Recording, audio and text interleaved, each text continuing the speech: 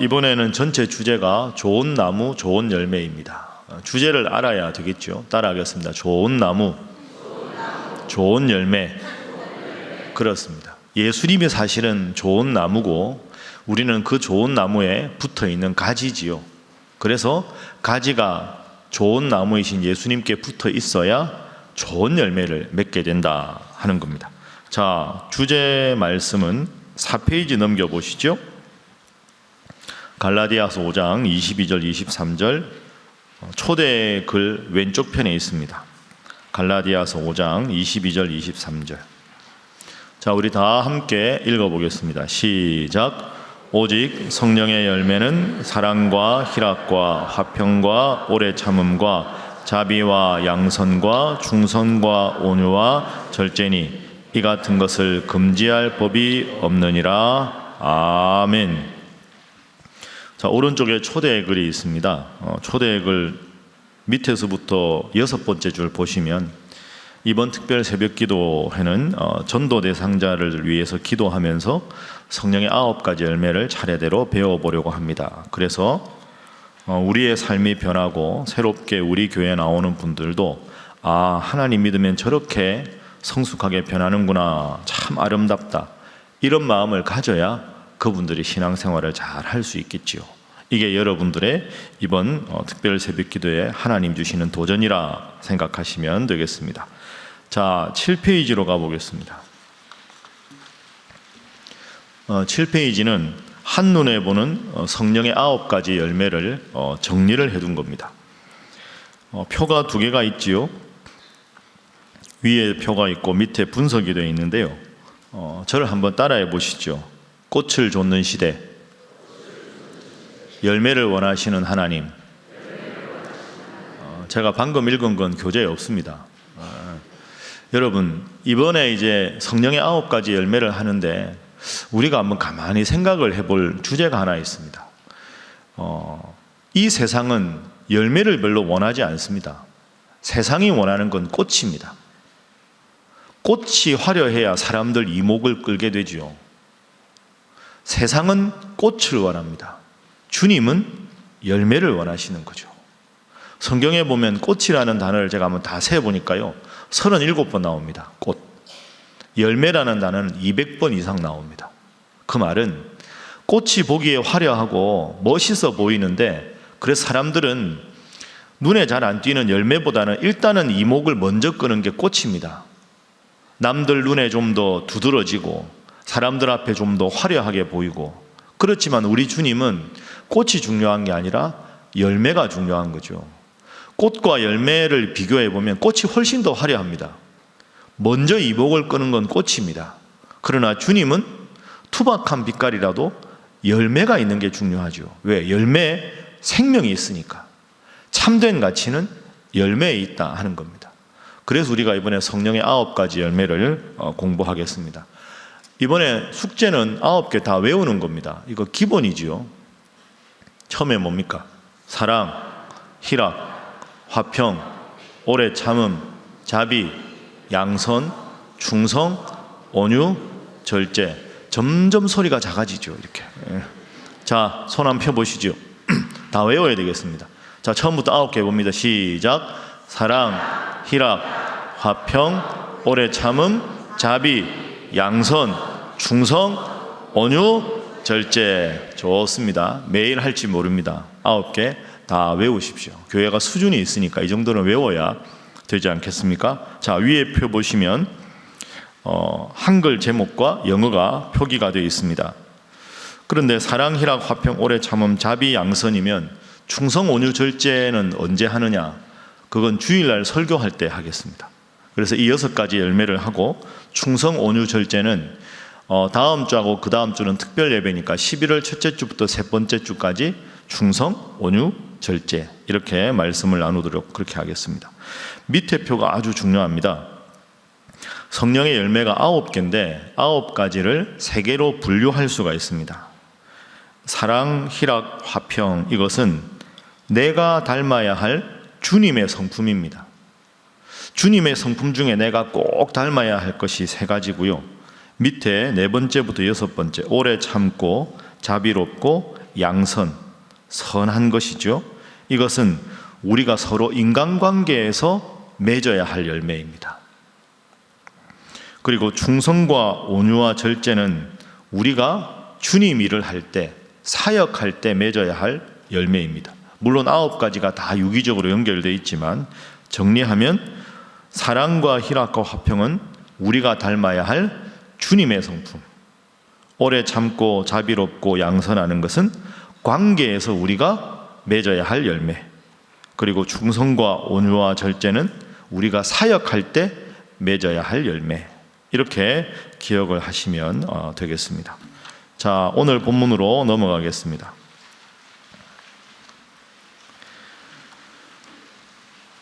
여러분 가지신 교재로 8페이지입니다. 자, 8페이지 왼쪽 면에 보시면 제가 한번 앞부분만 읽어보겠습니다. 한 바리새인이 예수께 자기와 함께 잡수시기를 청하니 이에 바리새인의 집에 들어가 앉으셨을 때 그 동네에 죄를 지은 한 여자가 있어 예수께서 바리새인의 집에 앉아 계심을 알고 향유 담은 옥합을 가지고 와서 예수의 뒤로 그 발 곁에 서서 울며 눈물로 그 발을 적시고 자기 머리털로 닦고 그 발에 입 맞추고 향유를 부었다. 자, 그래서 오늘 본문에는 두 사람이 등장합니다. 첫 번째 사람이 누굽니까? 한 바리새인입니다. 이 바리새인은 40절에 보면 이름이 나옵니다. 바리새인의 이름이 뭐죠? 시몬입니다. 시몬. 그러니까 예수님께서 시몬이라고 하는 바리새인의 집에 가셨습니다. 또 한 사람이 등장합니다.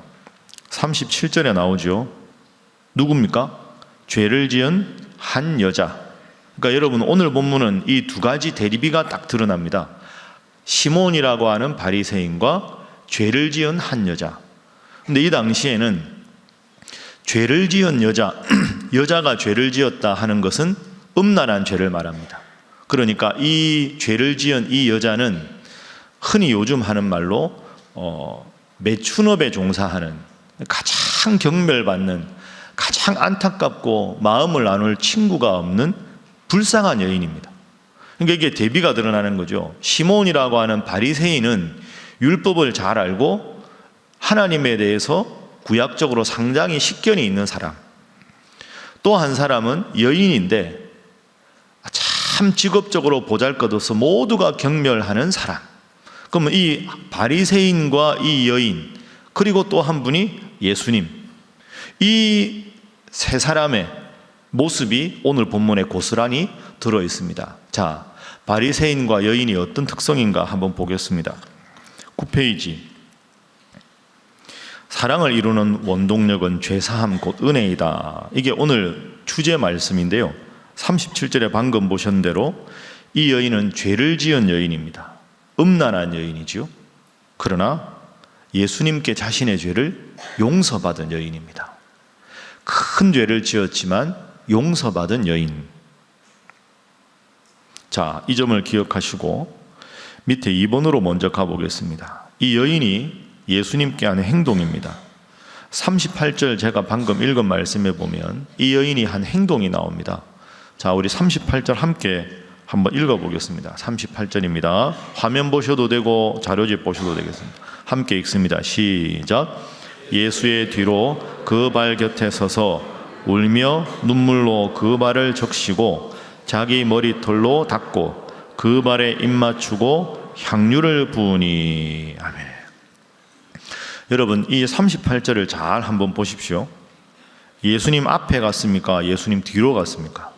뒤로 갔다. 이것은 감히 예수님 앞에서 눈을 맞추기에는 너무나도 나는 죄인이다, 이런 뜻이 되죠. 그리고 예수님 뒤에 가서 발 곁에 섰다. 발은 우리 신체 중에 제일 깨끗하지 않은 불결한 부위입니다. 그러니까 발치에 섰다는 건 겸손을 뜻하는 거죠. 그래서 38절에 뒤로 돌아갔다, 발 곁에 섰다 하는 것은 지극한 겸손을 뜻하는 겁니다. 그리고 그 다음 동작에 보면 서서라고 되어 있죠. 그리고 울었다. 눈물로 그 발을 적셨다. 여러분, 사람이 울어서 누군가의 발을 적신다는 게 이게 그냥 눈물이 한두 방울 뚝뚝 떨어지는 게 아니죠. 펑펑 우는 겁니다. 학자들은 이 여인이 평소에도 주님 은혜 너무 감사해서 자신의 눈물을 눈물병에 담았을 걸로 추측합니다. 그러니까 지금 많은 사람들이 모인 자리에서 그 은혜 감사해서 흘린 눈물도 있지만 평상시에 주님 은혜 감사하면서 눈물을 자기 병에 담았다가 그 병을 함께 부으면서 예수님께 눈물을 흘렸다, 이렇게 이야기하죠. 그래서 눈물로 그의 발을 적셨다. 눈은 머리에 있는 건데 발을 적셨다. 가장 깨끗한 부위로 가장 지저분한 부위를 씻겼다, 이런 뜻이 됩니다. 그리고 심지어는 머리털로 닦았다. 자기 머리털로 닦았다. 이 당시 풍습은 여인이 머리털을 푸는 것은 가장 슬플 때 장례식에서만 머리를 풉니다. 근데 그 머리털을 풀어서 예수님의 발을 적시고 닦았다. 야, 여러분, 이게 가능할까요? 우리는 이 사실을 너무 익숙하게 알고 있는데 잘 모르는 여인이 예수님 발치에 이렇게 눈물로 닦았다는 건 얼마나 이 여인이 주님을 사랑하는 여인인가, 그걸 보여줍니다. 그리고 그 다음에 자기 머리털로 닦고 그 발에 입을 맞추었다. 발에 입을 맞추었다. 가장 불결한 부위에 자신의 입술을 갖다 댄 거죠. 그리고 향유를 부었다. 이 향유는 아주 값비싼 향유를 말합니다. 일반적으로 쓰는 감람유는 아주 값싸게 대중적인 건데 이때 부은 향유는 아주 값비싼 그런 향유입니다. 자, 여러분, 여기까지 한번 정리를 해볼까요? 바리새인의 집에 여인이 왔습니다. 이 여인은 초청받지 못한 여인입니다. 직업은 가장 낮은 직업입니다. 그런데 이 여인이 와서 예수님 뒤로 돌아가서 발 곁에 서서 눈물로 발을 닦고 머리털로 닦고 향유를 부었다. 누가? 가장 낮은 여인이, 죄인이. 자, 이 여인을 이 정도로 정리하고, 그럼 그 광경을 누가 제일 먼저 봤을까? 바리새인이 봤겠죠. 저 여자가 왜 내가 초청하지 않았는데 우리 집에 왔나? 저 여자가 뭐 하는 건가? 이 생각이 들었을 겁니다. 자, 바리새인이 어떻게 하는가? 그 다음 페이지 한번 보시죠. 10페이지입니다. 자신의 집에 예수님을 청했습니다. 이 바리새인 이름은 40절에 보니까 뭐라고요? 시몬입니다. 시몬. 자, 시몬이라고 하는 바리새인이 이 여인의 안의 행동을 보고 어떤 반응을 보이는가? 39절입니다. 39절. 자, 우리 39절 함께 읽어봅니다. 시작. 예수를 청한 바리새인이 그것을 보고 마음에 이르되 이 사람이 만일 선지자라면 자기를 만지는 이 여자가 누구며 어떠한 자 곧 죄인인 줄을 알았으리라 하거늘. 아멘. 자, 이 시몬이 뭐라고 하느냐? 예수님에 대해서 실망을 합니다. 그것을 보고 마음에 이르되 뭐라고 이르렀느냐 하면 이 사람이 만일 선지자라면 자기를 만지는 이 여자가 누군지 알았을 텐데, 여러분, 이게 이상하지 않습니까? 이 시몬은 예수님을 자기 집으로 초청을 했습니다. 그럼 예수님이 누군지 알았으니까 초청한 게 상식이죠. 야, 저 예수님이 위대한 분이다, 하나님의 선지자다, 그걸 알았으니까 초청했을 텐데 그게 아니라는 겁니다. 이 본문은. 그러니까 바리새인은 이 시몬이 예수님을 초청한 이유는 자기 때문입니다. 자기 때문에, 내 명성 때문에. 내가 그래도 바리새인인데 많은 사람들에게 존경을 받고 추앙을 받는 저 예수를 우리 집에 데리고 와야, 야, 시몬 훌륭하다, 예수님을 자기 집에 데리고 가다니, 야, 상당히 역시 훌륭한 바리새인이네, 이 말을 듣고 싶어서 예수님을 데려온 거지, 예수님에 대한 믿음도 전혀 없고 예수님을 선지자로 인정한 적도 없다는 거죠. 39절에 그게 나옵니다. 이 사람이 만일 선지자라면, 선지자가 아니구나, 이 말이죠. 자기를 만지는 이 여자가 누구며 어떠한 자 곧 죄인인 줄을 알았으리라. 이 말은 저 여자가 어떤 여자인지 모른단 말인가, 이 뜻입니다. 저 여자가 창녀인데, 우리 집에 들어오는 것만 해도 불결한데 저 여자가 저렇게 눈물로 자기 발을 씻기는데 어떻게 가만히 서 있을 수 있나? 저 예수는 선지자도 아니네, 저 여자는 또 뭔가 뭐 하는 짓인가 여기서, 이런 마음이 지금 분함이 가득한 겁니다. 자, 그러니까 여러분, 이 두 가지의 극한 대비가 오늘 본문의 주제입니다. 세상적으로 보면 이 여자는 아무도 거들떠보지 않은 가장 비천한 여인입니다. 죄인 중에 죄인인 거죠. 그 죄인 중에 죄인인 그 여자는 예수님께 와서 뒤에 돌아가서 발치에 서서 눈물로 발을 닦고 머리털로 닦아주고 값비싼 향유를 부었는데, 가장 죄인이 가장 위한 일을 했는데, 이 바리새인은 남들 보기에는 가장 위대한 의인인데 훌륭하다, 저만한 식견이 없다 싶었는데 속으로 저 여자가 무슨 짓 하고 있느냐, 저 예수는 선지자도 아니구나 하고 예수님에 대해서 비난하고 이 여자에 대해서 정죄하고 있습니다. 오늘 본문에서 말하고자 하는 게 이겁니다. 이게 우리에게 질문하는 거죠. 모든 사람들이 경멸하는 그 여자는 정말로 예수님을 사랑하는 마음이 있었는데, 다른 사람 보기에 아주 번듯하고 하나님에 대해서도 가장 많이 안다는 바리새인인데 속으로는 예수님을 정죄하고 그 여자를 정죄한다. 너는 지금 어디에 서 있느냐? 이 여인이냐, 바리새인이냐? 이게 오늘 본문이 우리에게 전해주는 중요한 교훈입니다. 저도 설교 준비하면서 참 마음이 참 부끄러웠습니다. 제가 목사인데 저한테 바리새인 같은 모습은 없나? 매일 제가 하는 일은 설교 준비하는 일이고 여러분 만나는 일인데 나에게 이런 모습이 없나? 이런 마음도 들었고, 또 한편으로 이 여인처럼 이렇게 예수님을 사랑하는 마음이 내 속에 얼마나 남아있나? 눈물로 발을 씻기고 머리털로 닦고 향유로 예수님 발을 깨끗하게 닦아드린, 이건 누가 시켜서 할 수 있는 일이 아니지 않습니까? 여러분, 눈물이 나고 싶을 때 나는 게 아니잖아요. 얼마나 주님을 사랑하는 마음이었으면 그 눈물을 뚝뚝뚝뚝 흘리면서 그 바리새인의 집에서 구경하는 사람 그렇게 많았을 때 자존심도 버리고 모든 걸 버리고 예수님, 다른 사람이 어떤 마음으로 나를 비난해도 좋습니다. 저는 예수님께 받은 은혜가 너무 커서 이것이라도 해야 제가 삶을 살아갈 수 있겠습니다. 겉으로는 참 번듯해 보이는 바리새인은 속으로는 정죄하고 비난하고, 가장 불쌍한 이 여인은 이렇게까지 주님을 사랑했는데 나는 지금 어느 모습에 더 가까운가? 나는 정말로 주님을 이렇게 깊게 사랑하는 마음이 있는가? 이게 오늘 본문이 우리에게 하는 중요한 질문입니다. 그러면 이 두 대립되는 모습을 보고 예수님께서 뭐라고 하셨는가? 예수님의 모습을 한번 보겠습니다. 44절부터 46절에 예수님의 모습이 나옵니다. 자, 우리 함께 3절 읽어보겠습니다. 시작. 그 여자를 돌아보시며 시몬에게 이르시되 이 여자를 보느냐? 내가 내 집에 들어올 때 너는 내게 발 씻을 물도 주지 아니하였으되 이 여자는 눈물로 내 발을 적시고 그 머리털로 닦았으며 너는 내게 입맞추지 아니하였으되 그는 내가 들어올 때로부터 내 발에 입맞추기를 그치지 아니하였으며 너는 내 머리에 감람유도 붓지 아니하였으되 그는 향유를 내 발에 부었느니라. 아멘. 예수님께서 이 두 사람의 행동뿐 아니라 마음을 다 아셨습니다.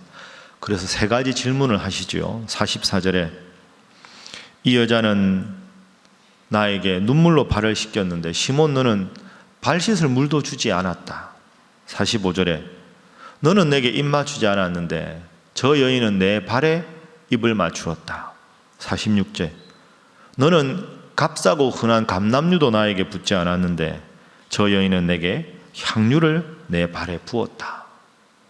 예수님께서 하신 말씀은 너는 나를 초청하긴 했지만 겉으로는 다른 사람 보기에 훌륭한 일을 한 것 같지만 전혀 나를 배려하는 나에 대한 사랑이 없지 않았느냐. 저 여인은 초청받지 못한 불쌍한 여인이라고 손가락질 받는 여인이었지만 정말로 나의 마음을 헤아리고 나를 사랑하는 모습을 보였다. 시몬아, 너의 모습을 회개하라. 이게 오늘 주님께서 주시는 교훈입니다. 여러분, 4번째 적용하기 보겠습니다. 뭐 손들 건 없고 여러분 스스로 한번 잘 나는 여인과 바리새인 중에 어느 쪽에 가까운가 손 한번 들어볼까요? 그런 건 안 하겠습니다. 속으로 나는 딱 이건 아니어도 어느 쪽에 더 가까운가, 더 구체적으로 나한테는 이 여인 같은 마음이 얼마나 남아있나, 나도 혹시 바리새인 같은 그런 모습이 많이 남아있으면서도 내가 알아채지 못하고 무감각하게 신앙생활을 하고 있지 않은가. 그럼 여러분 이제 마지막 한 가지 질문만 마무리하겠습니다. 어떻게 이 여인은 이럴 수 있었을까? 왜 바리새인은 그러지 못했을까? 이게 오늘 우리에게 있는 제일 중요한 질문이죠. 어떻게 하면 우리도 이 여인처럼 예수님을 사랑할 수 있을까? 자, 그 질문에 대한 대답이 오늘 본문의 47절에 나옵니다. 47절. 함께 47절 읽습니다. 시작. 이러므로 내가 네게 말하노니 그의 많은 죄가 사하여졌도다. 이는 그의 사랑함이 많음이라. 사함을 받은 일이 적은 자는 적게 사랑하느니라. 아멘. 한번 따라해 보시죠. 그의 사랑함이 많으니라. 사랑하는 마음이 많았다는 겁니다. 이 여인에게는. 이게 여인의 행동의 근원입니다. 또 하나 더 생각을 해보면 이 여인이 오늘 왔을 때 죄인이었습니다. 그러니까 여러분, 죄인이고 그 죄를 용서해 주신 주님 은혜 사랑함이 많았고, 그 사랑함이 많았을 때 헌신의 모습으로 다가올 수 있었다 하는 것이죠.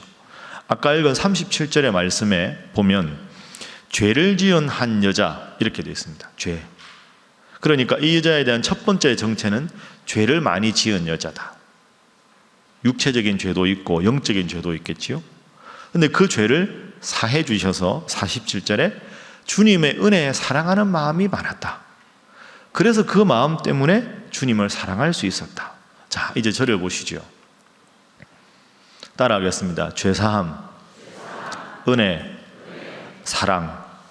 오늘 이 세 단어만 꼭 기억하십시오. 여러분이 잘 아는 단어지만 죄사함, 은혜, 사랑. 다시 합니다. 죄사함, 은혜, 사랑. 여러분, 오늘 우리가 성령의 열매 첫 번째 들었는데요. 사랑하기가 쉽지 않습니다. 우리가 누군가를 사랑하기가 쉽지 않은 이유가 뭘까요? 내 마음속에 있는 사랑은 한계가 있기 때문입니다. 그러니까 내게 있는 사랑을 누구에게인가 퍼주면 이 사랑이 이제는 퍼줄 게 없으면 내가 누구를 사랑하기 어렵습니다. 근데 이 여인은 우리와 뭐가 다르냐?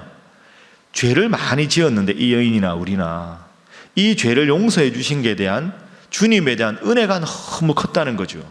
그러니까 그 은혜가 너무 크니까 사랑할 수 있었다.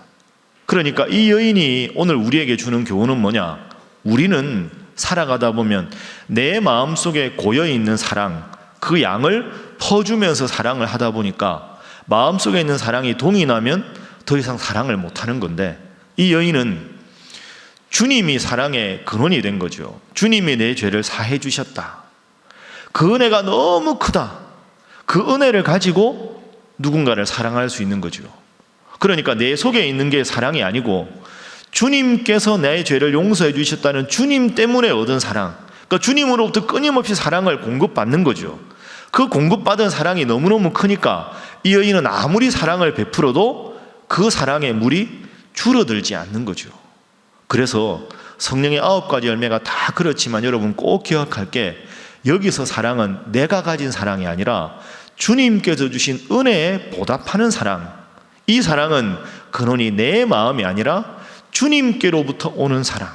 그 마음이 있어야 우리가 사랑할 수 있습니다. 사랑하는 여러분, 이 사랑의 열매가 9가지 열매 중에 제일 중요한데, 내게 있는 것으로 사랑하지 말고 주님께서 내게 베풀어 주신 은혜, 그것을 깊이 묵상해서 주님으로부터 그 사랑의 물결이 내 마음속에 흘러와서 늘 차고 넘쳐서 그 사랑으로 누군가를 사랑할 수 있는 여러분 모두가 되시기를 주님 이름으로 축복합니다. 그 마음으로 우리 옆에 분들과 이렇게 인사하겠습니다. 그윽하게 바라보면서 주님 사랑으로 사랑합니다.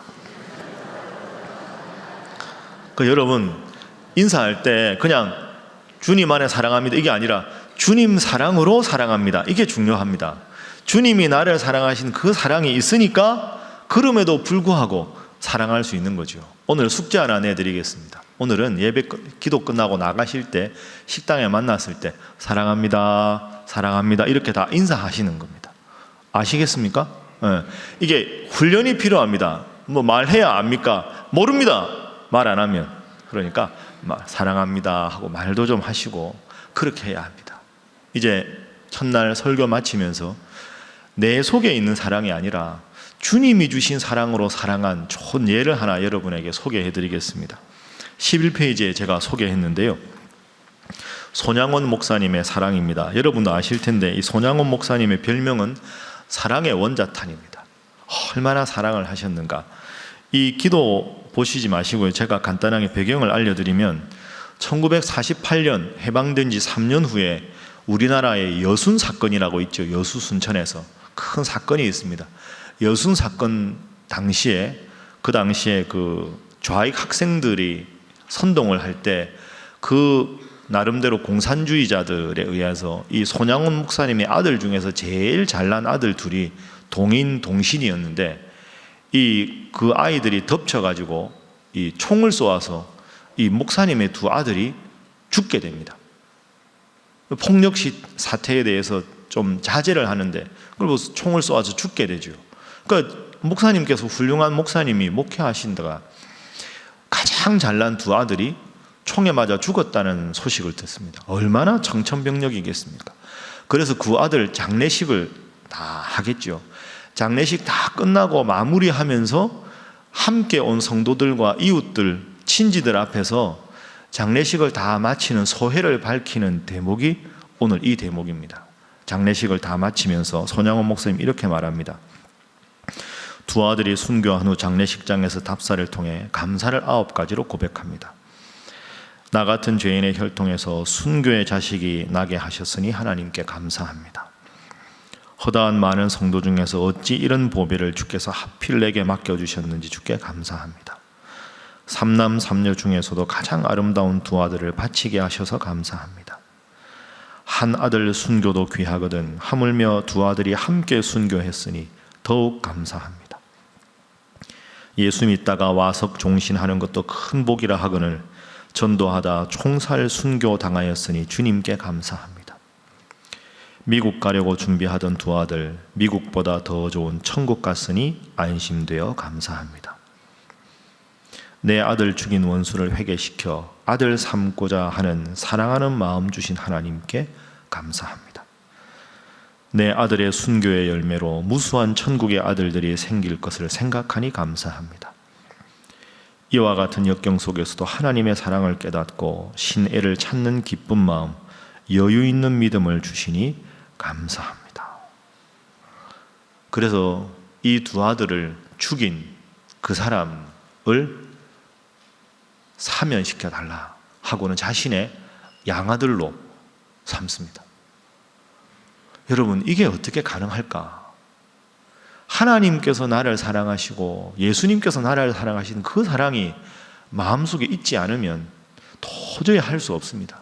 우리가 손양원 목사님 같은 이런 사랑의 원자탄은 되지 못할지라도 내 속에 있는 적은 사랑으로 누군가에게 사랑을 베풀면 세상 사람과 우리와 다를 점이 무엇이 있겠습니까?